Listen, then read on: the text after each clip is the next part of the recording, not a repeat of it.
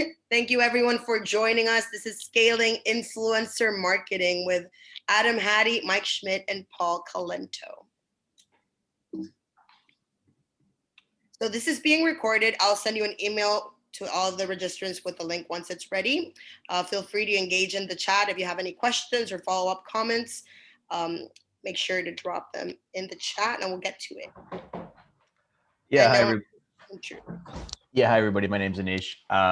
My background was helping to run marketing for different startups, both full-time and as a consultant for 11 years. And then built up an executive search firm focused on hiring and recruiting some of the best talent across marketing and growth for fast-growing startups. That's what I'm doing right now. We have a team of 14, specifically focused on hopefully hiring the best. Wow, that's a large bio. I'm Paul Calento. I'm the CEO of Trion, and we are a mobile advertising platform that specializes in consumer packaged goods, quick service restaurants, retail, lottery, tourism, healthcare, footfall programs, the whole gamut. We also specialize through our CannaVu brand in building programs for highly regulated industries, including CBD. Typically, we're working on paid advertising, and the limiting factor and why we're here today, often for small brands, is site traffic. And the leading way to build that site traffic, influencer marketing. Wow, bold statement. I'm Adam Hadi. I'm VP of Marketing at Current. Been here for about 2 years. Little bit about Current. Current is a bank based here in New York City.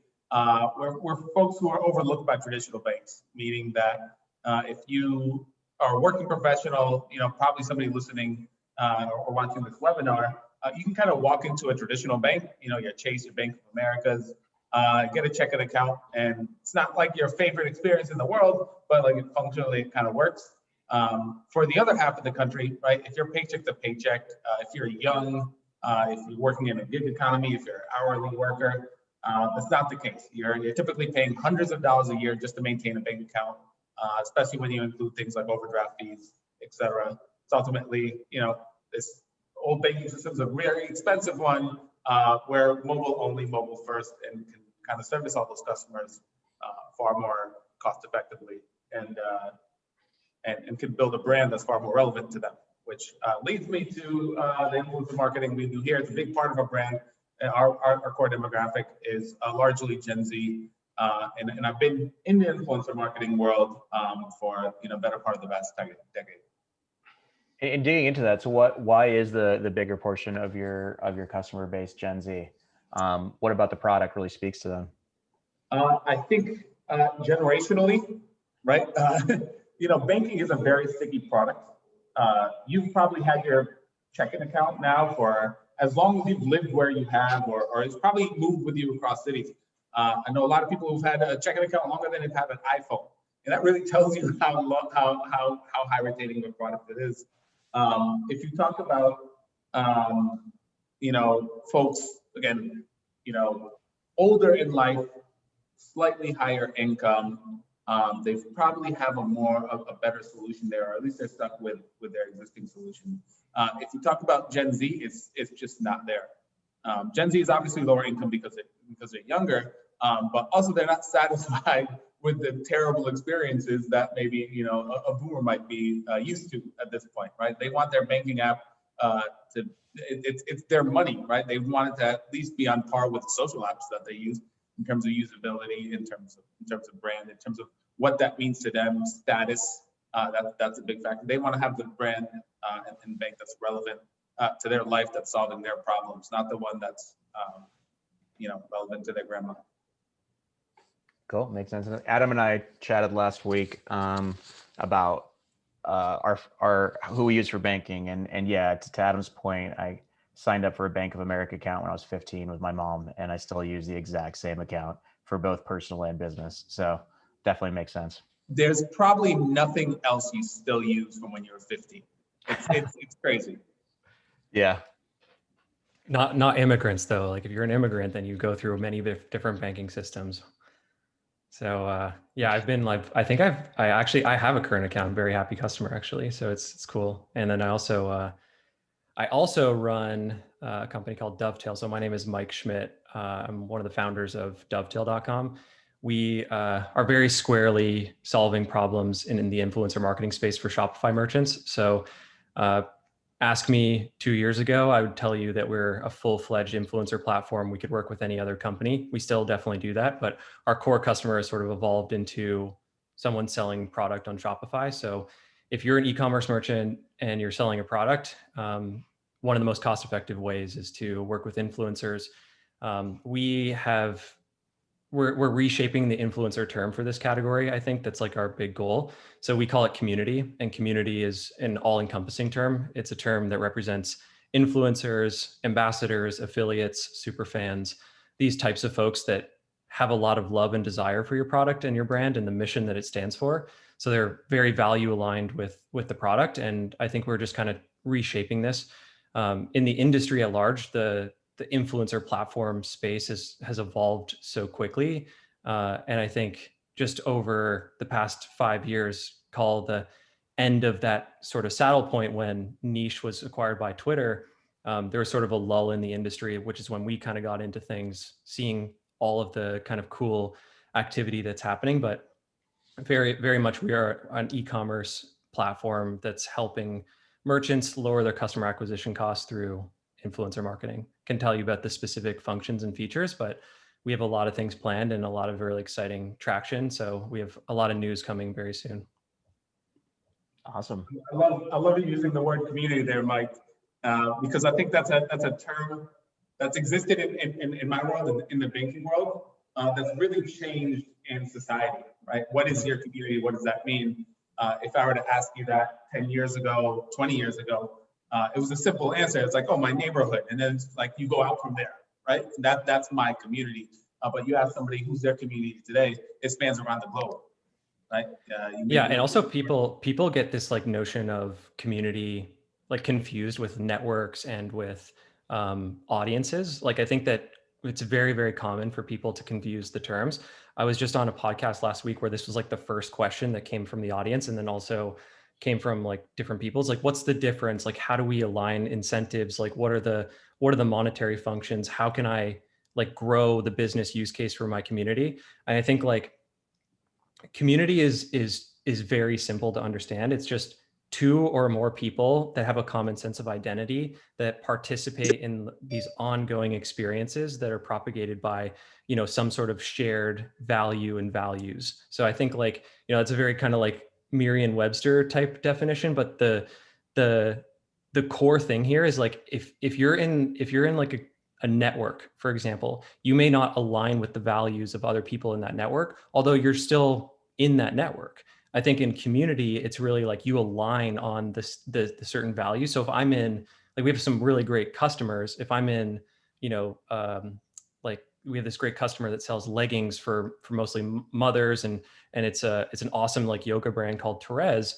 And I mean, they have like other products as well, but that's like one of their most successful segments.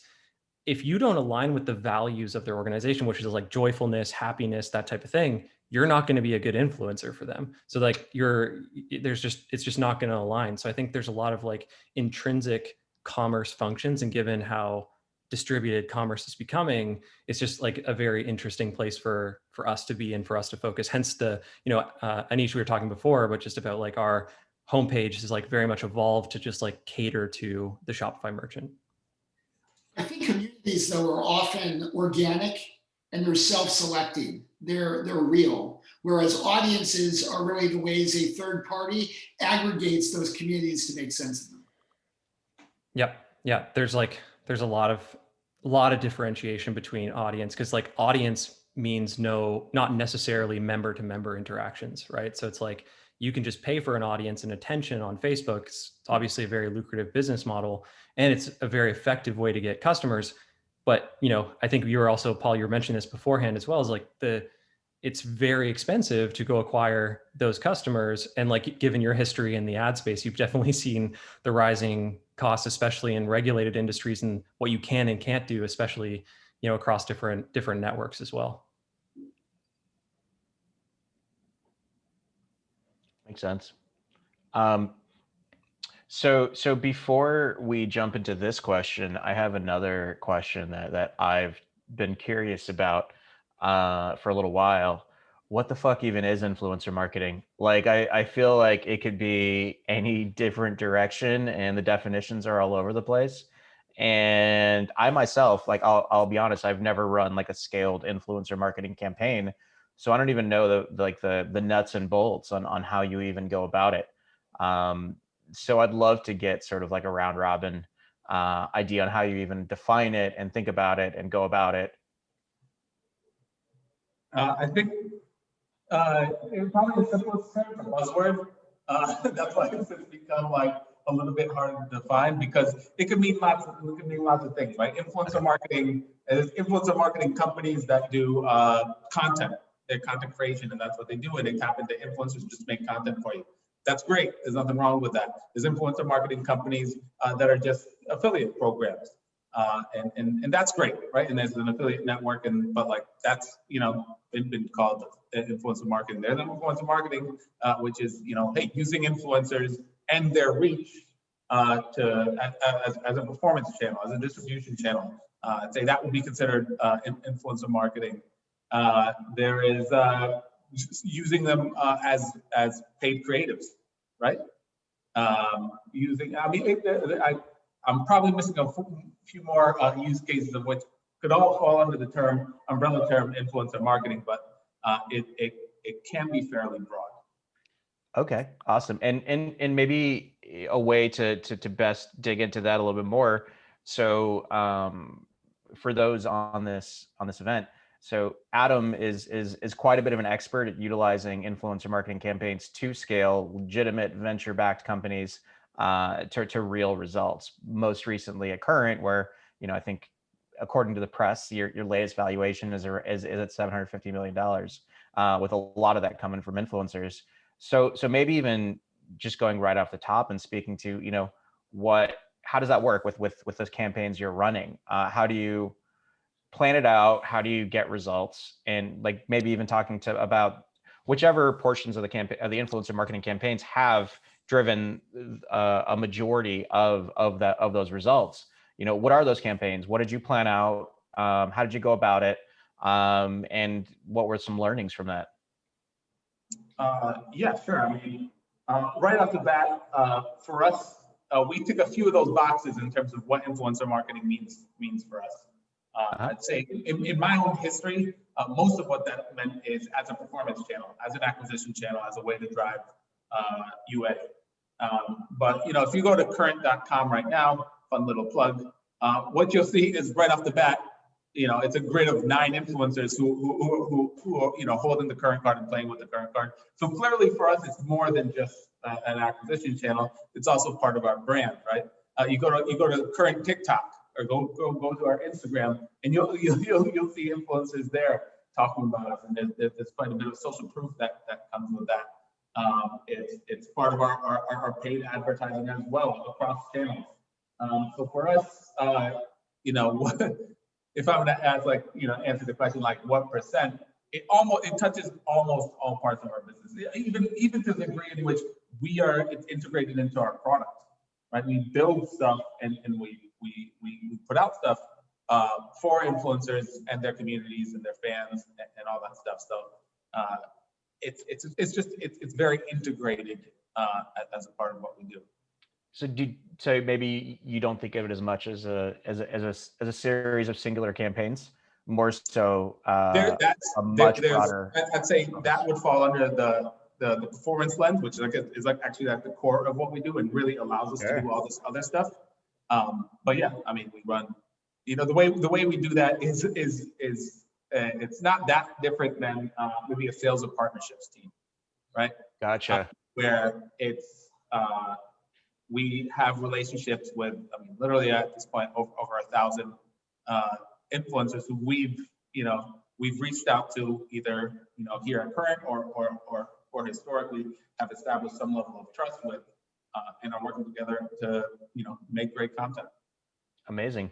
Do you have an example of a really high performing campaign that you've run anytime in the last year, with anything that was sort of specific about that campaign versus other campaigns that you learned, oh, hey, this is what kind of activated some extra area of performance? Yeah, and actually it's a good question, because a lot of these times we talk about the stuff at high level and it's like, what the hell are you actually talking about? Yeah. Just as 2 weeks ago, we sponsored David Dobrik. David Dobrik is a vlogger, mainly on YouTube, but also has a large TikTok presence. If you know anybody who's 23, they know exactly who David Dobrik is. If you are over 35, you're like, what the hell are you talking about, Adam? This is a little bit of a function of like the bubble society we live in today. I don't think there's ever been another time where maybe 90% of Gen Z understands who somebody is and 10% of Gen X does. It's these huge disparities that kind of exist today. But we worked with him on his comeback to YouTube. Again, this won't mean a lot to a portion of the people listening. But what that means is that actually since the pandemic started, he's basically been off YouTube. He's this guy who has, again, 20 million or so subscribers, something like that. And he's instead reverted to TikTok. He's been doing stuff on TikTok, but he has this vlog series in which he catalogs essentially his daily/weekly life. That's a few hundred episodes in. That his life being interesting and all the stuff that he could do, obviously that didn't work under a pandemic environment. And so he actually opened up a studio in a new mansion in which he bought, that he's now going to host people on, kind of as like you can imagine it for the old folks out there, like a late night show. And this was a big reveal. So we sponsored that video, which for us is really exciting. One, I mean, he's obviously a really big creator and has this huge presence. But what we really liked about that, what makes that special, is that this was a big moment for him and his fans. There was a ton of anticipation, and for us to sponsor that video associates us with that. Now, is it great now that people know what Current is and know what we do and know some of our value props? Sure. But like, there's other ways to do that, right? There's many different ways to do that. But to get the association with that moment, with that level of excitement, that because of Current is empowering him and is empowering this moment wouldn't be possible without Current. That's something that there's no other way to really achieve that. So I'd say that's what made that special. Fascinating. It's like a straightforward sponsorship of a one-off event. Amazing. It's also like a cultural moment too, right? I think that Adam is mentioning is like, that's what makes all of this so special, I think, with that specific video. And like, if you want to capture fire, especially with an event like that, like the Current team executed that really, really well. Like, I had people messaging me about that and being like, hey, like blah, blah, blah. Like, what's like, did they pay like a fortune for this? Like, probably. But the thing is about nice getting that attention and associating to that cultural moment is worth a lot, because that lives there for a very long time. It's like, the confusion around like non-fungible tokens right now. It's like people are just like, people don't understand it because like people don't understand culture, but you're paying for a piece of culture. Like it's the whole piece. And like, that's why the premiums are so high. But like, if you, and I don't want to talk about crypto in this conversation, because I could go real deep, especially with like creators and the future of that stuff, which is A, very exciting, but B, like, hats off to the Current team for like pulling all that stuff off, because it's not easy and it's a lot of relationship building. And I think that like lives outside of what any platform can do. Like every single tech company will tell you like, oh yeah, we can do this, we can do that. And Adam is like the first one to tell you that's like horseshit. So I think it's like the awesome thing about brands that pull this stuff off. Like we see it all the time, but it's like in-house teams that really, really care about their customer and want to capture those moments for the brand. Well, I think there's two attributes in this, and that's that there's genuine enthusiasm on the part of the sponsor and the influencer, and there's also a level of authenticity. And one of the challenges with third parties, myself included, when other people get involved outside of the companies, is that it starts becoming a thing as opposed to a movement. And the challenge with influencer marketing is, we're going to look at by definition, it's something as simple as endorsements and product placements. So the key is, how do we use that to get a bunch of people behind something that want to get behind it, that want to grow it, that want to expand around it? And that authenticity cannot really be manufactured. You have to work with real people saying real things around real passion projects. And that's often just, it doesn't happen often. And, I think it does happen better around these authentic Gen Z brands, these newer areas, than it does in the more established areas, because those of us, myself included, have been conditioned to believe in traditional marketing that does not necessarily work or resonate in this world of TikTok, Instagram, social media, instant on, wisdom of crowds, viral marketing, etc. Yeah, I agree with your point, Paul, because I think the one thing I would add on top of that too, and I think you're kind of saying this at the same time, but the nuance here is that your product actually has to be good. Like you can't just like sling something that is not like doesn't have a clear value prop. Like if you look at bad influencer marketing and you look at good influencer marketing, you can tell that like it's a forced narrative. And I think that's one of the things where it's just like, I look at a company and jump on the phone with them and I'm like, I don't really think it's going to work for you. And like, I don't think this is an influencer marketing problem. I think this is a DNA problem for you. So, I'm pretty honest with people when I jump on the phone because I just don't want them to waste their time, and I definitely don't want to waste mine. But like the thing that I think you're saying, Paul, is like the authenticity piece definitely has to be there. But if I'm promoting some razor and I don't have a beard or something like that, and I'm just kind of forcing it on my YouTube unboxing video, it's going to be clear that it's not a great fit. So, and people will see through that. Like advertising is evolving, especially with like this customer set that specifically Current is actually kind of like targeting right now. It's like they're not a dumb audience, and I think a lot of people like assume that they are, and they're just not. So like they'll smell BS almost instantly. And it's not like they're apprehensive to influencer marketing. I think that's the misconception. They can sniff bullshit a mile away and they'll call you out for it, and you'll see it in the comments. So it's like, I think there's a lot of stuff and indicators around that. I've been working a lot in direct-to-consumer, small brand enterprise, small brand direct-to-consumer retail.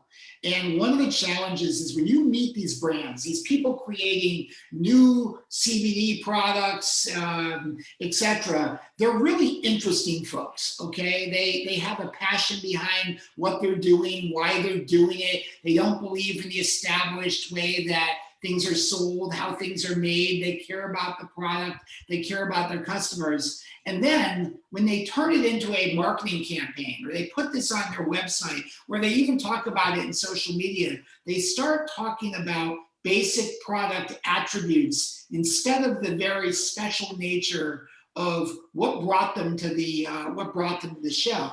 And the other thing that seems to happen, which is the opposite of influencer marketing, is instead of getting their customers to define their brand for them based on customer enthusiasm and connection, they start telling their customers what they are and what they do, and they find it doesn't work.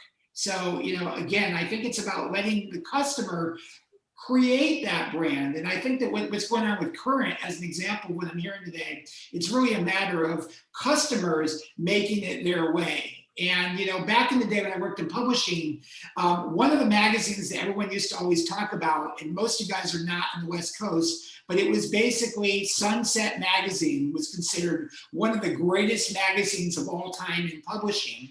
And it was really it was a magazine about West Coast living. When you talk to anyone that got a Sunset magazine, they would start talking about Sunset as my Sunset, not Sunset.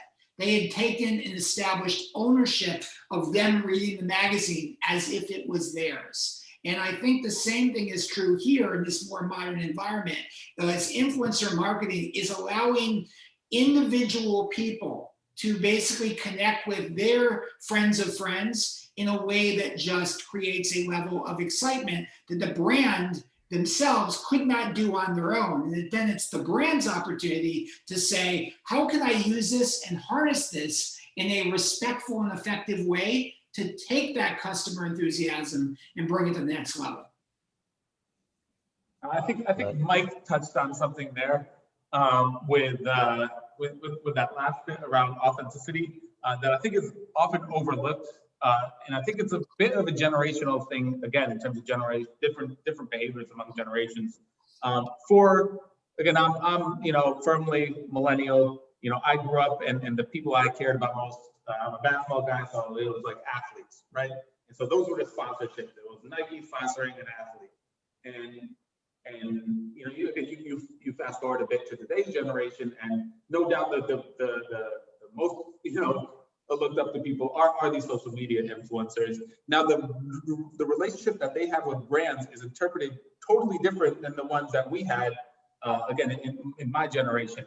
When I saw Michael Jordan taking a bite out of a McDonald's burger, to me, I kind of viewed that as like a sellout. Like I know he doesn't eat McDonald's, but like the name association, and it kind of worked. And like the best I saw would be like, I don't know, his work with Nike, or like a LeBron and Nike and the Muppets and those things where I was like, I knew like, of course, LeBron James loves Nike, like he wears them every day, and those are his favorite shoes, and that made sense to me. And I wouldn't consider him a sellout in that regard. In this like sellout mind frame, that's what a lot of people kind of approach.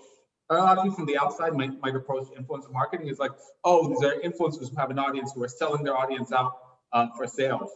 But if you ask their fans, it's actually totally different, right? I mean, it's why, and Mike talked about like Patreon earlier, like fans are willingly giving their money to these folks, supporting them. They want to support them. And so when they see a brand come in and support their creator, they're on that creator's side. They're like, okay, go get that money. Like we want to see you succeed. And so when you can be on the side of that, it's really positive. But for that to work, it has to be truly authentic, right? If you all of a sudden watch this creator who you've watched every day for the last year, and all of a sudden they start talking about this brand and sound like a robot, then you're gonna be like, well, why are you wasting my time? Why did you make David say this thing that's like so weird? They're out of touch, this is crazy, I don't want anything about it. And so it's this polarizing thing. So when I see people oftentimes, again, as influencer marketing has gotten hot for the last few years, a lot of people will be like, oh yeah, I tried influencer marketing 2 years ago, it was bullshit, right? It didn't work.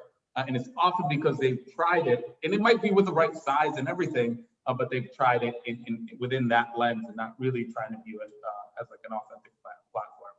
Yeah, you touched upon two great things there. And that's something I've heard with a lot of different companies about influencer marketing, like, oh, we haven't cracked it, which just means they threw some stuff out there, maybe hired a consultant, maybe not. Maybe they just reached out to 50 people from a spreadsheet, got 1 or 2, 3, 4, didn't see the attribution, drive back. And, you bring up a good point that, to do it well, you probably got to think a little bit deeper, you got to try harder. And well, the truth is, if you actually reached out to 50 people and like through that process, you actually probably have a higher chance of success because you would get that feedback from them. Good point. And they would do what they wanted, which isn't what you want. And inevitably it happened against your own will, and maybe you might find success that way, or see the light, if you will. Yeah. And I think you're really showing that influencers are somewhat of a conduit to your actual customers in your own community, right? When me and you grew up, Adam, there wasn't so much of that, right? You might have research panels, you might do stuff like that, but like, you're not getting any real-time feedback. So it's almost like when you're trying to push a narrative to one of these influencers, and then those influencers and your goal is to get your influencer to push a narrative to their audience. The influencer, like, just because someone's 21, that doesn't mean they're not very smart. They don't understand all of these different aspects that their audience cares about. They're going to come back to you and sort of be like, no, I'm not just going to, go on a video, push a coupon code, do a dance for you, and then get the fuck out of there. Like, they're going to be like, this is not something my audience wants. This is not something, and frankly, this is not something you want either. And you get that real-time feedback, it sounds like, versus I love your example about a McDonald's commercial, because I remember when I was a teenager, I saw I remember McDonald's trying to get urban. And like, you know, I remember one, my worst commercial that I hated. It was like, you know, kids of color, like DJing and like rollerblading around, and then like the da da da da da McDonald's, and it was just like, this is so fucking tone deaf. If they had talked to anybody, you know, like to even check, like, do children of color even really resonate with seeing another kid of color riding around, like rolling around on a rollerblade while DJing? You know, they would have gotten some pretty immediate feedback, but the feedback loops are faster, which I think you're really speaking to it. You know, some marketers might be like, oh no, I really don't like the fact you're not just pushing my narrative. And I think you're bringing up a good point of like, you should listen. You know, I mean, it's not your narrative, it's a broader narrative, and you're getting some valuable feedback here. Again, differences between, you know, what an influencer is today versus previous generations is that, you know, by definition, David Dobrik is the foremost expert in his audience. He knows his audience better than literally anybody else in the world, right? That's very different from, let's say, an actor or an athlete who, you know, they have fans, they see their fans, they have some type of intuition, but they don't have the feedback that you were just referring to. I love that. It's like basically the influencer is the creative director, right? And telling you like, nope, we're not doing that, but I will do this. And actually, this is a set of 10 fun ideas that I'm thinking of right now. Whereas, you know, maybe back in when we were younger, the creative director was whatever head of whatever agency who was not actively going and getting that feedback loop before putting out content. So I think that's something I've never thought of before, that the influencer has so much voice in that, and it's actually a great feedback loop if people will listen and not just shove things down their throat in terms of a narrative. There's a distinction here in that there's a difference between influencers and influencer marketing. One is a tactic or a person, the influencer.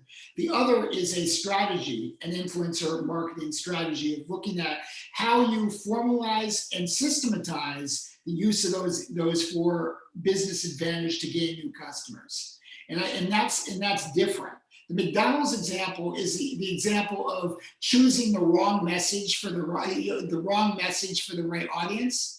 But in general, I think the biggest challenge a lot of brands face is that they feel like influencers are going to naturally go to their brand without them cultivating those relationships or them talking to those people, or that it's going to be a panacea of cash and prizes which will never come. It really needs to be cultivated in a variety of ways and actually put together in the marketing plan. It sounds like with Current, it would be, you know, it was in the DNA with how you guys were putting together that area. So, you know, the first thing on this question on the percentage of marketing budget for influencing, I think the number one thing is there's many brands out there, particularly older established brands or brands run by people that are Gen Xers or boomers that don't even feel that that should be part of the marketing budget at all. And I think the number one thing that has to happen first is that it's in the marketing plan. And I'd also argue that in terms of what Mike is doing, the influencer marketing has to be moved closer to the systems of commerce with which these brands are operating. So less as a discrete marketing budget, marketing line item, but more integrated, more into the actual e-commerce, customer nurturing, customer acquisition, customer repeat sale for the as we go. Makes a lot of sense. I think this was a great conversation this far about how to sort of like respect your audience, respect your influencers, listen to them, and, you know, bring them into the fold. More tactically, specifically, since our audience is mostly performance marketers, with this particular question, how are you sort of budgeting out influencers and how are you tracking attribution? Perfect example will be, you know, what Adam, you mentioned in terms of, you know, sponsoring one of the most famous influencers in the world. Number one, how do you track attribution? Or number two, sometimes you don't think about it too much in terms of that if you're just taking a large swing because you know, you really want to connect with the audience and you're okay with it not being as attributable. I think the large swings are much easier to attribute than the small swings, right? Because How do we attribute? I mean, there's any number of ways, right? We have promo code redemptions. We have people clicking links in descriptions. There's just time-based spikes. That's not hard to do with an uplift analysis on that. There's a bunch of different ways. The platforms, TikTok is a slightly. I want to dig into that one particular example you mentioned about, you know, sponsoring one of the most famous influencers. You know, like, you know, was that something with the notion of being able to attribute it as possible, or no? Is that sort of like a big swing to just really do almost like broad-based brand marketing? It's not that there's not value to all that other stuff, but yes, I mean, we again, you can only, you know, you alluded to it, but it's a pricey thing to sponsor, you know, somebody like that. Yeah. And you can only you can only justify that type of spend if you have performance coming out of it, right?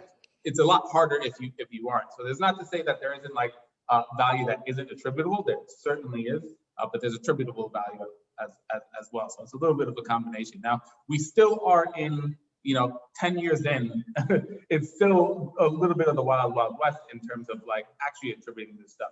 In a perfect world, this was a video that existed on YouTube, right? In a perfect world, he's a YouTube partner. He's one of the biggest YouTubers. We advertise on YouTube. There's no reason why we aren't getting perfect attribution from YouTube from YouTube itself. In reality today, YouTube is not helping with that function, right? They aren't doing attribution for us there. That's where, you know, tools like Dovetale come into play, right? Because the truth is, it's, you know, for us, it's total, you know, like you have to build this stuff yourself. There aren't built-in tools, like there's no app supplier that exists for influencers, right? There's no adjuster, there's no brand tools that performance marketers are more used to. Again, at least in the mobile world, I'm a little bit biased there. And so the stuff that Mike is building, you know, that he's on the forefront. They're on the forefront. I'd love to alley up that question then to Mike. You know, like when you're working with kind of founders of different companies, since you're very Shopify focused, probably a lot of e-com D2C, how do you help them think through influencer campaigns? What percentage of their budget? How do you help them think through attribution? How do you help them think through reaching out to influencers?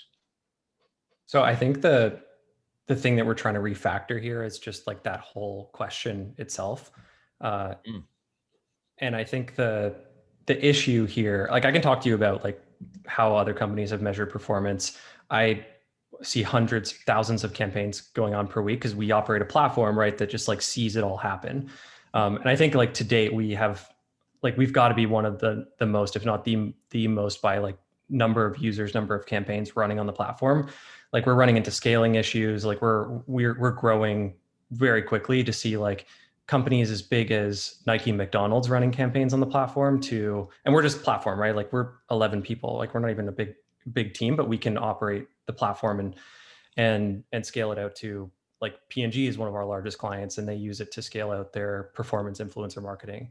But just before I get into the performance side, like for e-commerce, it is just very different. And I think like the reason why I want to kind of like edit the question itself is because one of the best ways to do influencer marketing is have those people come to you, not go the other way.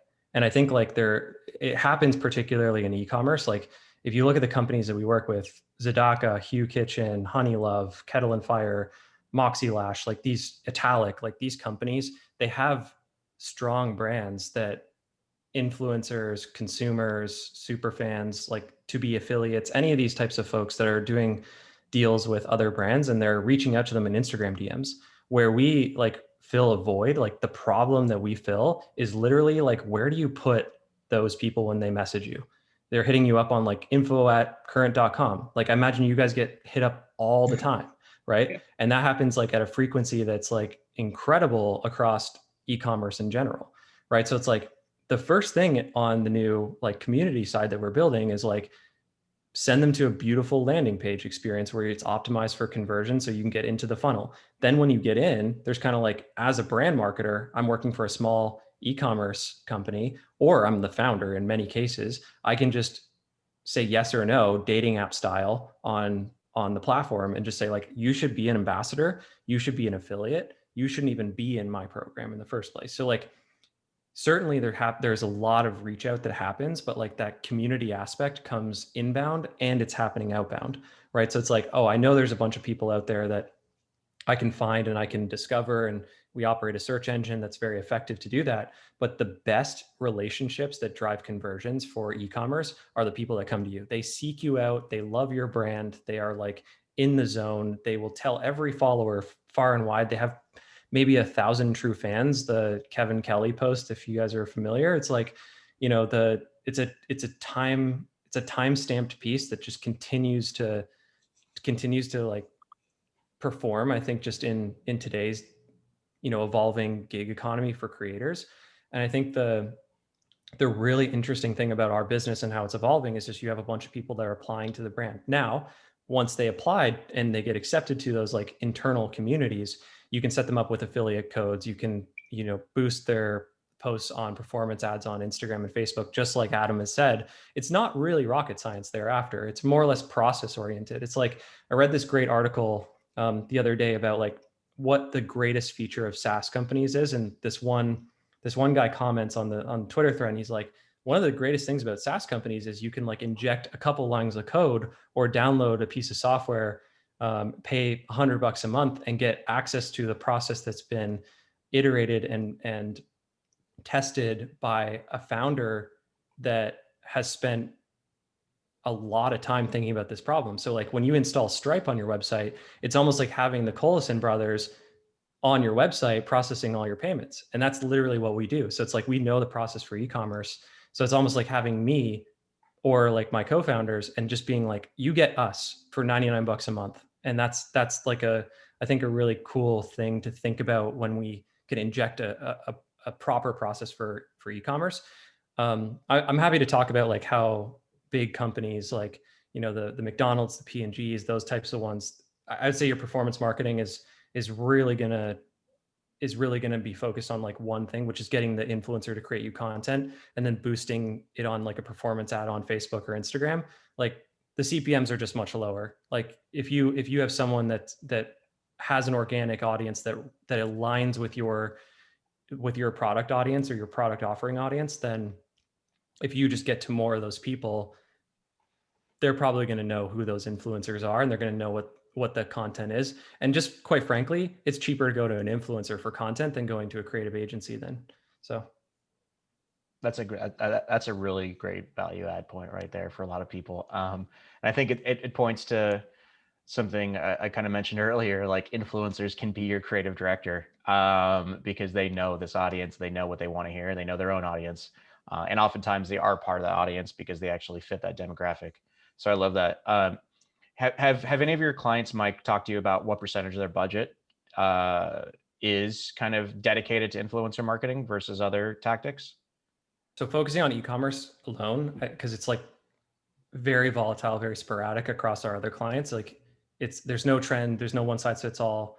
Some people turn it on, turn it off. And like coming back to the point that you and Adam were talking about earlier, it's like many people have like a spreadsheet that they're like, oh, I've tried this before, I used another platform. I can tell you for free that like the other influencer platforms in this space have done all the free advertising for Team Dovetail that I could have ever wanted. Because like our number one customer acquisition comes from customer dissatisfaction across the other influencer marketing companies that are in this space. So it's like when we come in, we say like, oh, you're probably not the right fit for us. Like, here's where you can go. Or like, if you are the right fit, I can get them to success. And when I know that they can get to success, I know that they're going to like eventually, especially if they're an e-commerce merchant on Shopify, I know they're going to spend at least 25% of their advertising or customer acquisition budget on influencer marketing. Some brands we work with, they spend near 100% on influencer marketing, especially in the fashion vertical, because like the CACs on Facebook and Instagram are just too high. And they also just don't like the sort of rent-seeking behavior from Instagram and Facebook. Don't get me wrong, Instagram and Facebook, TikTok, Snapchat, all great at what they do, great at getting you attention, and you have to pay for it. But like brands want access and control of that data. And the only way they can get that is if they have a direct relationship with the influencer. So we're opening up a whole new category. I actually saw from a founder, he shared his screen the other day, and he's in this Slack group where it's like all D2C merchants, like thousands of D2C merchants in this Slack group. And he's like, there's a Facebook channel, a Twitter channel, and a Dovetail channel. And I'm like, we're a channel now. We're like literally a channel for these brands that are going and spending money on Dovetail now instead of on Facebook and Instagram. So it's like, that's how far we've come from just like brokering relationships with influencers. Awesome. So anywhere from 25 to 100% of marketing budget.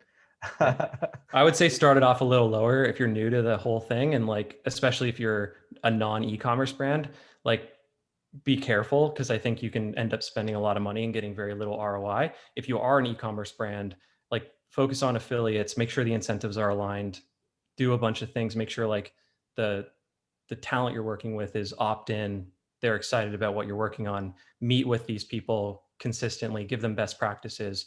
And one of the best tactics for like building a great influencer program or influencer community is just like a regular meeting. Like the best influencer programs across the board in the thousands of customers that use Shop or Dovetail Shopify integrations, they are meeting with their influencers once a month at least on Zoom. So it's like a roundtable discussion. What worked for you? What didn't work? What do you love about the product this month? What do you not? Do you like this new flavor, et cetera? Getting them to be involved with the product is so powerful for influencer marketing. And it's just like evolving into a new category. So nice. Thanks for that.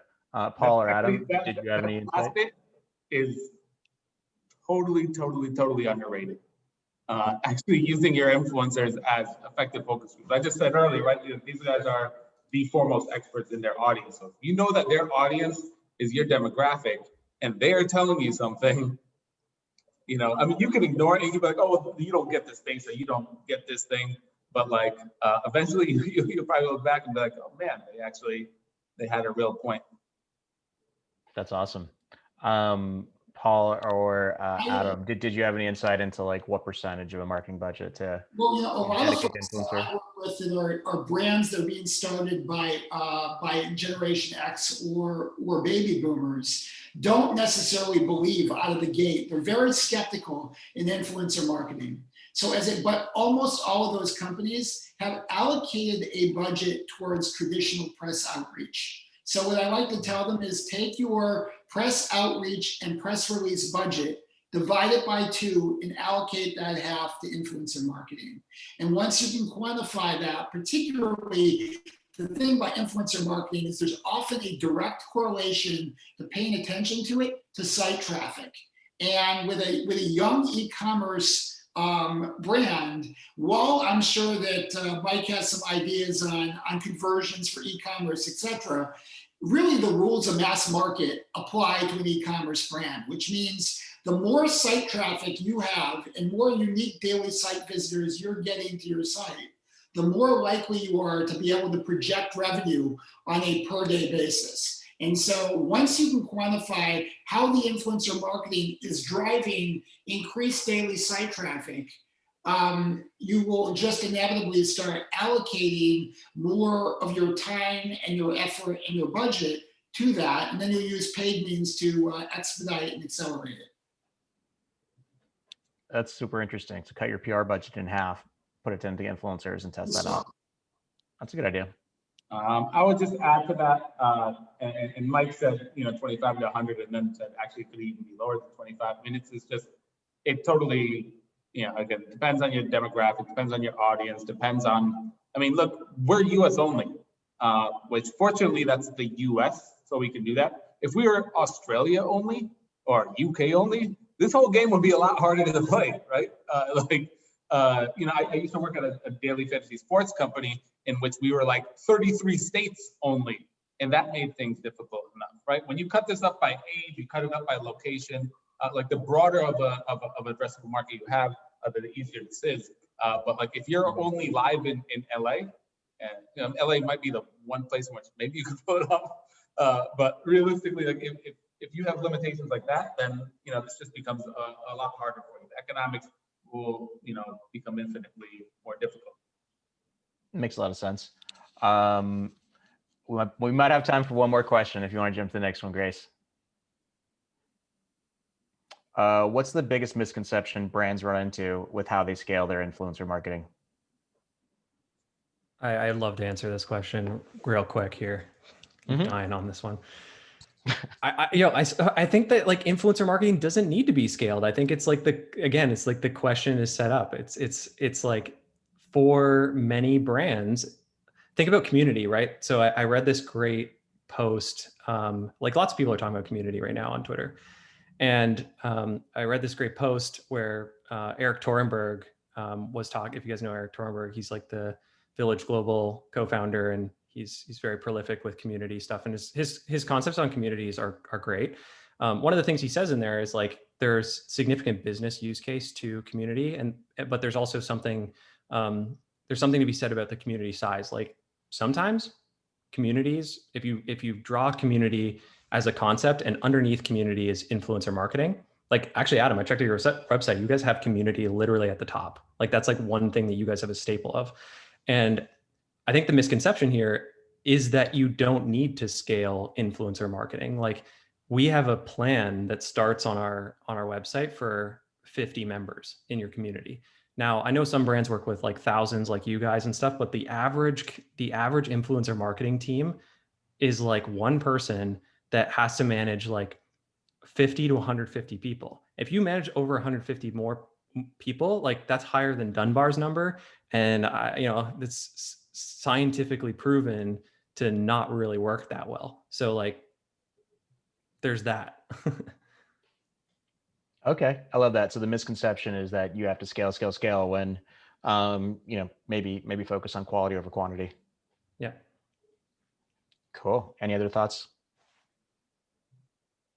I have to say, I was going to give a completely different answer before I participated in this conversation today. I was going to, focus on, not doing it, etc. But, when I look now, I think the biggest misconception that brands have with influencer marketing is that it's a discrete activity. I have a feeling that the way the modern brand connects with its customers is taking the influencer into account with all of its marketing rather than just a part of it. When you say discrete activity, meaning like pretending it wasn't a paid ad? Marketing, but instead taking the idea of taking a customer's view of your brand and expanding that at scale as the core marketing strategy of the company, as opposed to focusing on product attributes. Okay. It's funny because you just talked like pretending it's not an ad. That used to be a really big issue. And then FTC came in and put in rules and all this stuff that you have to disclose this stuff. Whereas everything I was talking about earlier, it's our explicit sponsorship is what we're trying to show. The last thing we would want is to hide that. We're actually promoting. I wasn't suggesting that. What I was suggesting is the message of the company is the story of the enthusiasm of the customer, and it's about capturing the way that the customer feels. Like I work a lot with brands that are trying to go after modern midlifers, but often younger people are their actual customer. You're way more successful aligning to the customer than you are trying to put a square peg into a round hole. I could see that. That makes sense. I've worked with a brand before that had an audience, they're a core customer base that was, maybe 50, 60 years old. And yet their marketing was all like attractive models that were 22 because they wanted to be aspirational. And I was like, it's a terrible idea. That's actually what happened. That's actually what happens a lot with people that I talk to. If they don't know what's going on with the whole category itself, they're just like, I think I know what I want, but like, okay, so you guys have probably seen the toothbrush companies that have just popped up left, right, and center, the direct to consumer toothbrush companies. We get hit up. We probably work with all of them at this point. But the big one, I talked to this one and they were like, oh, we know our customer is Goldman Sachs banker that doesn't have enough time, blah, blah, blah. I had this whole archetype built out. And I was like, okay, go test out like 10 different personas that you have, right? Like I can see Adam, he's like, oh God, right? So it's like, I was like, go test out like 10 different, come back to me with like 10 different archetypes of your customer set.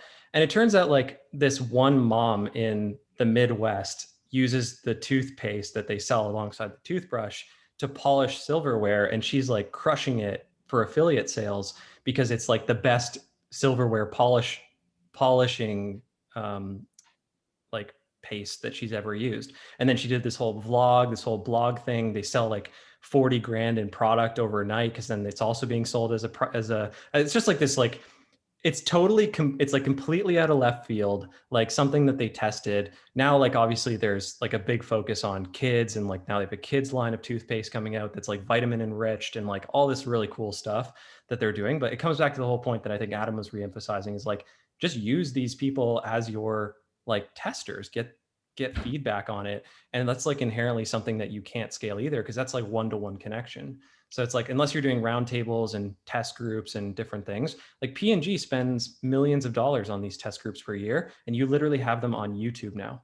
So Yeah, that's fascinating. I often think that these demographic shifts that are where you have a real demographic for your product versus the imagined demographic just has to do with founder ego. oh my gosh. It's just like, oh my, wait, it's not supermodels using our products. It doesn't matter. We'll make it supermodels. We'll put supermodels up here because that's who I want using our products, because it sounds fucking cool at a cocktail party. So yeah, it's I've been through that battle before. Cool. I don't know if we have time for any more questions, but I want to thank our panelists here for giving so much information and actually like waxing poetic on how to utilize influencers. And I think my biggest takeaway is listening to them and not shoving a narrative to them and forcing them to read your script. And if you actually listen to them, they'll be able to give you what the script should be based on the audience that they have, and the right way to speak to their audiences, instead of, again, shoving a kind of a tone deaf script to them.